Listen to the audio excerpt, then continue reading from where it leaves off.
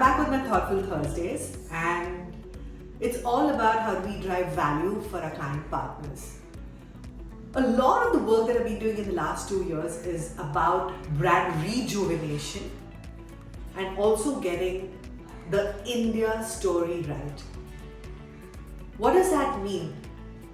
When we want to get our brand story right and make it relevant, we need to understand what's the core thought. We need to dimensionalize that thought and make sure it is relevant to the target audience. I can give you several examples. It could be Budweiser, it could be Glenn Morangi as my client, it could be Levi's. All of them need to understand how that story or the core thought, it could be a global positioning, and how is that relevant to the consumer today.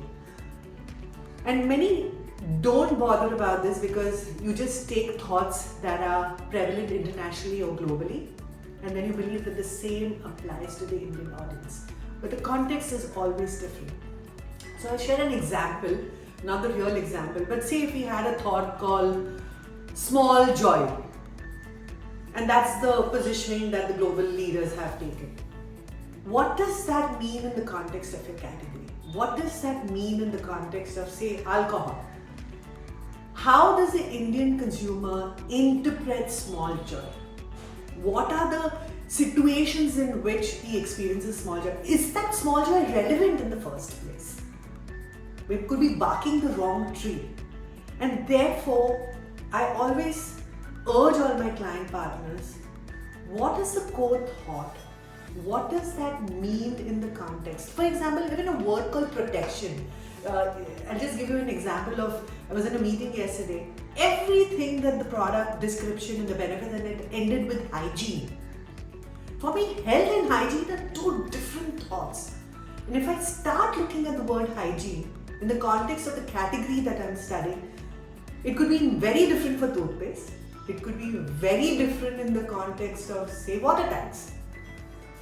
And we therefore have to get it down to what the English words sometimes mean. We use the word durability as well.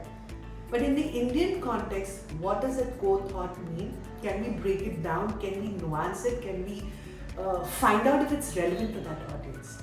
And my favorite one is if you are also looking for a celebrity sometimes who's going to endorse that thought. Does that celebrity even match that core thought?